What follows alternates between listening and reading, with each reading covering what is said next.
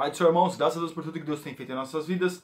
Hoje, nossa lição de número 7 e o nosso tema é nossa esperança na vinda do Senhor. Então nós temos que ter esperança, irmãos, na vinda do Senhor Jesus, no arrebatamento da igreja. Com certeza essa tem que ser a nossa grande esperança. Aqui no nosso texto do dia que está em 1 Tessalonicenses, capítulo 5, versículo 6, diz assim: Não durmamos, pois como os demais, mas vigiemos e sejamos sóbrios. Ou seja, quando fala aqui de dormir, é as pessoas que ficam, no caso, enquanto o mundo está acontecendo, as pessoas estão alheias, vamos dizer assim, aos acontecimentos que existem. Quando fala de sobriedade aqui, meus irmãos, uma pessoa embriagada, ela não consegue discernir, ela não consegue entender. Mas uma pessoa sóbria, ela tem uma visão melhor, ela consegue enxergar melhor, ela consegue discernir melhor. Como nós vemos aí da lei seca, né? Se a pessoa estiver embriagada, ela não tem condições de guiar um carro. Você daria um carro para uma pessoa embriagada? Não, você daria um carro para ser conduzido por uma pessoa sóbria. Então aqui está falando de sobriedade, o que é? A pessoa está em sã consciência.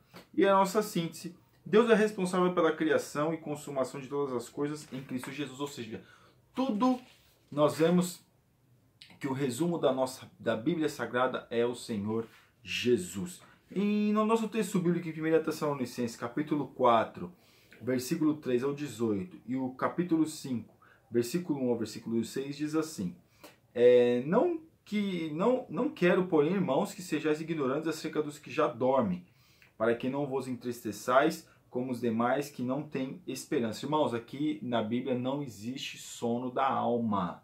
Não existe esse negócio que as pessoas estão... Não, as pessoas já estão usufruindo. Esse aqui foi um termo que o apóstolo Paulo usou, que nós vamos ver mais para frente, exatamente o que ele quis dizer. Mas no versículo de número 16, porque o mesmo Senhor descerá do céu com alarido e com voz de arcanjo e com a trombeta de Deus. Os que morrerem e os que morreram em Cristo ressuscitarão primeiro, ou seja, porque nós não pereceremos aqueles que dormem, apesar que tudo acontece do mesmo jeito. Depois nós, os que ficarmos vivos, seremos arrebatados juntamente com eles nas nuvens, a encontrar o Senhor nos ares, e assim estaremos sempre com o Senhor. Portanto, consolai-vos uns aos outros com essas palavras. Ou seja, a esperança que existe na época do apóstolo Paulo, a perseguição, as dificuldades que ele estava enfrentando, entre eles: nós estamos esperando um lar melhor, nós estamos esperando a redenção do nosso Deus. E o versículo de número 3, capítulo 5, diz assim: Pois que, quando disserem a paz e segurança, então lhes sobrevirá repetida destruição como as dores de parto, aquela que está grávida, e de modo nenhum escaparão. Tem muitos que não conseguem colocar esse versículo na grande tribulação, quer colocar antes e tal, mas irmãos, tudo indica aqui que isso vai preceder a grande tribulação e também a grande tribulação, porque haverá 3 anos e meio de paz e 3 anos e meio de tribulação. Versículo de número 6. Não durmamos, pois, como os demais, mas vigiemos e sejamos sóbrios, que foi o nosso texto áureo, ou aquilo que nós vemos. Então aqui, nós vemos o que, meus irmãos? Vamos ver melhor, o nosso texto do dia, porque texto áureo é da lição dos adultos, eu sempre confundo. Não durmamos, pois, como os demais, mas vigiemos e sejamos sóbrios. Ou seja, nós temos que estar atentos, meus irmãos, os acontecimentos do nosso mundo. As coisas estão acontecendo, as dificuldades são muitas, principalmente para nós cristãos, e nós vemos que as coisas estão acontecendo de uma velocidade muito grande. Então, por isso que o apóstolo Paulo escreveu na igreja de Tessalônica: fique esperto. Vamos resumir: fique esperto. Tá vendo? Tudo isso está acontecendo? Fique esperto. Nossa introdução. Para a maior parte dos intérpretes, o debate a respeito das últimas coisas é uma temática tão importante na relação de Paulo com os Tessalonicenses que pode, inclusive, servir de chave de leitura para uma compreensão integrada das duas epístolas. Mais importante do que determos em intermináveis discussões sobre nuances ou detalhes escatológicos que resvalam deste texto de 1 Tessalonicenses, será refletido a respeito do contexto geral que fomenta tal discussão. Irmãos, uma coisa interessante é que cada um às vezes leva uma linha teológica, né, acerca das últimas coisas. Alguns acreditam que vai ter o arrebatamento da igreja, que vai ser um arrebatamento secreto, outras acreditam que não haverá arrebatamento secreto. Mas aqui nós vemos que nós pentecostais, vamos dizer assim, aderimos mais à questão do arminianismo. Nós cremos sim na doutrina do arrebatamento secreto. Por quê? Porque tem muitos que não acreditam. Os presbiterianos, vamos dizer assim, eles não creem na doutrina do arrebatamento secreto, ou muitos não creem. O amoroso cuidado pastoral de Paulo leva-os a explicar aos crentes em Tessalônica algumas verdades espirituais primárias, mas que estes, por imaturidade ou por falta de um ensino mais sistemático, ainda não havia assimilado. Ou seja, eles não haviam entendido aquilo que o apóstolo Paulo estava colocando para eles como as coisas que aconteceriam.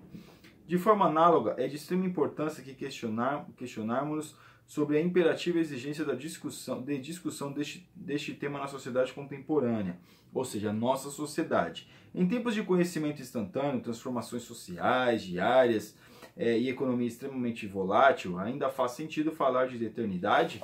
Ou seja, tudo globalizado, tudo integrado à internet. Será que tem sentido ainda nós, vamos dizer assim, falarmos acerca das últimas coisas, falarmos acerca de uma vida além de todas essas coisas? Tantas coisas que nós temos nesse mundo, ou alguns dizem que nós temos.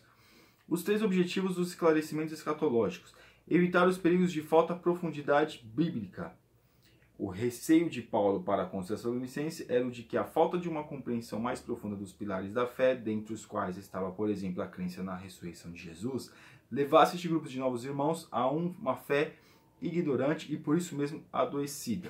Irmãos, é o que nós estamos vivendo hoje. O apóstolo Paulo estava querendo passar para eles que eles deveriam ter fé em Cristo, que eles deveriam se firmar em Cristo. E claro, nós vemos aqui na crença na ressurreição de tudo aquilo que Cristo fez por nós, tudo aquilo que Cristo ainda continua fazendo. Mas o apóstolo Paulo estava tentando trazer eles para uma mentalidade: olha, a vida não acaba aqui. O Senhor Jesus, ele disse que as coisas não acabam aqui. O Senhor Jesus, ele é Deus, ele é todo poderoso, ele é soberano. E aqui, como um atencioso mestre, o apóstolo refletirá com seus amigos a respeito de questões básicas, mais imprescindíveis para o estabelecimento de uma vida cristã, saudável, livre de fábulas e mitos das tradições religiosas. Perdão, irmãos. Então, nós vamos ver o seguinte aqui. O apóstolo Paulo trazendo essa reflexão para eles. Irmãos, nós não estamos refletindo acerca da volta de Jesus. Muitos de nós, não queremos a volta de Jesus. O apóstolo Paulo traz essa reflexão para eles. Olha, o mesmo Senhor que disse que subiu ao céu, disse que vai voltar para arrebatar a sua igreja. O 2. Impedir que qualquer entristecimento desnecessário. A imaturidade dos fiéis tessalonicenses poderia desembocar num problema maior, abandono da fé. Irmãos, hoje as pessoas não estão exatamente abandonando a igreja. Lá naqueles dias, eles abandonariam mesmo. Ia para o judaísmo, ia para outro tipo de religião. Porém, nós vemos aqui o apóstolo Paulo lutando para que eles viessem ter esse entendimento. Só que hoje é diferente. As pessoas não deixam a igreja, mas ficam com a mentalidade totalmente equivocada do que é o reino dos céus. Nós temos que ter uma mente centrada do que é o reino dos céus, quem realmente é Cristo, quem é realmente Jesus, o que ele simboliza para nós. Essa tem que ser a nossa mentalidade, principalmente nos nossos dias. E aqui, encher os tessalonicenses de esperança e consolo, algo inquietava os crentes de Tessalônica, tirava-lhes o sono e a harmonia interna da comunidade, ao falar a respeito de questões pertinentes àquele contexto social.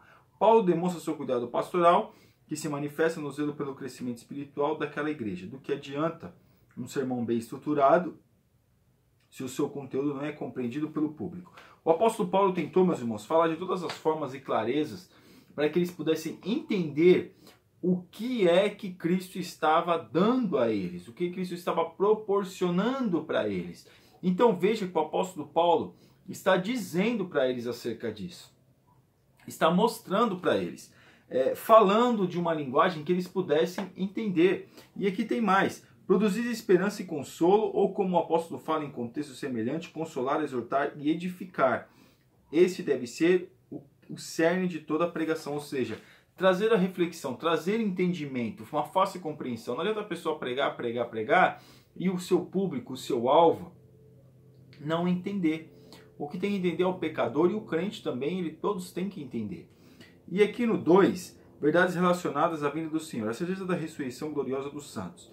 Temos plena convicção que aqueles que morreram em Cristo serão triunfalmente ressuscitados para a satisfação e alegria eterna.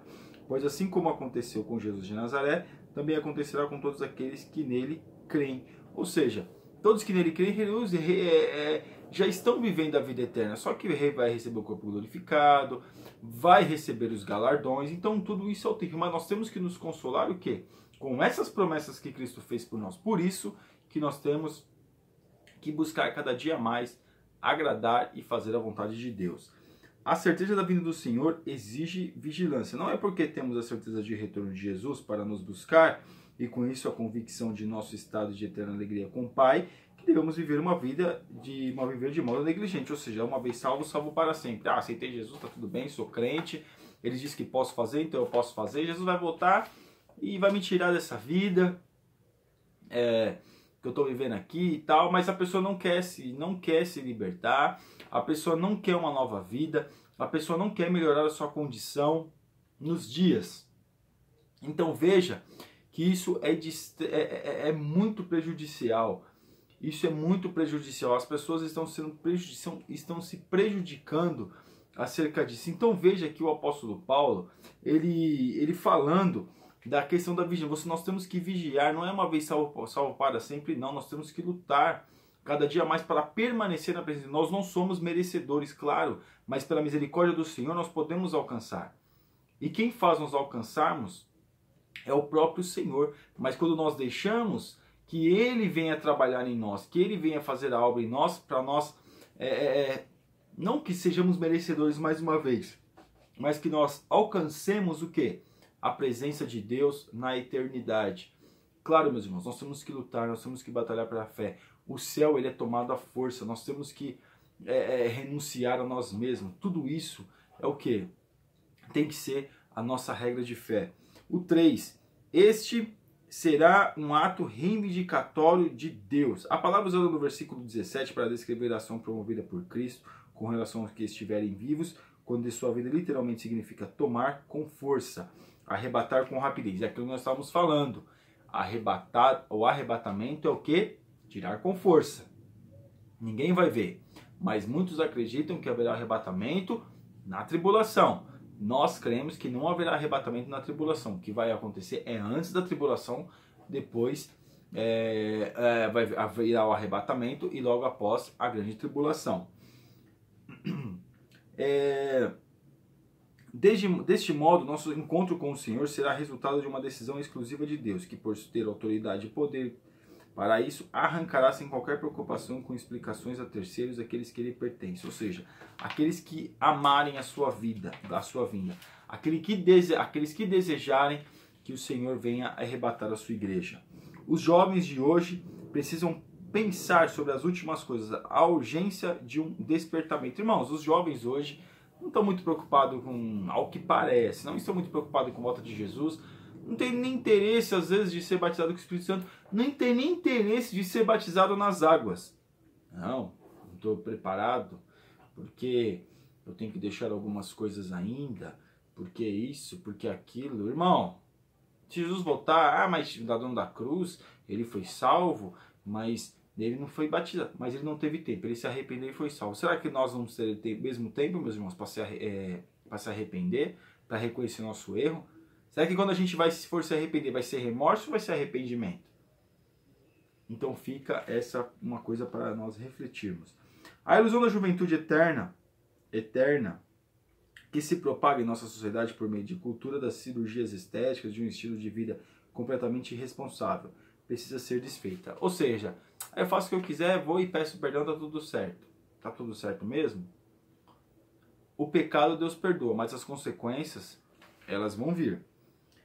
Superando o imediatismo, o anúncio de vida da vinda iminente do Senhor como um processo lento aos nossos olhos, mas irreversível na história. A declaração do fim de todas as coisas e a comunicação do estabelecimento do reino eterno do Pai são formas de estabelecer padrões temporais bem diferentes daqueles que a sociedade vive hoje, em tempos de comunicações online, de comidas, fast foods, de relacionamentos líquidos, que de tão provisórios poderiam ser até mesmo chamados de gaseificos. Falar de valores eternos parece uma piada, mas é sobre isso que nossos contemporâneos precisam ouvir. Irmãos, o imediatismo, não vou falar acerca do imediatismo, mas nós vemos o quê?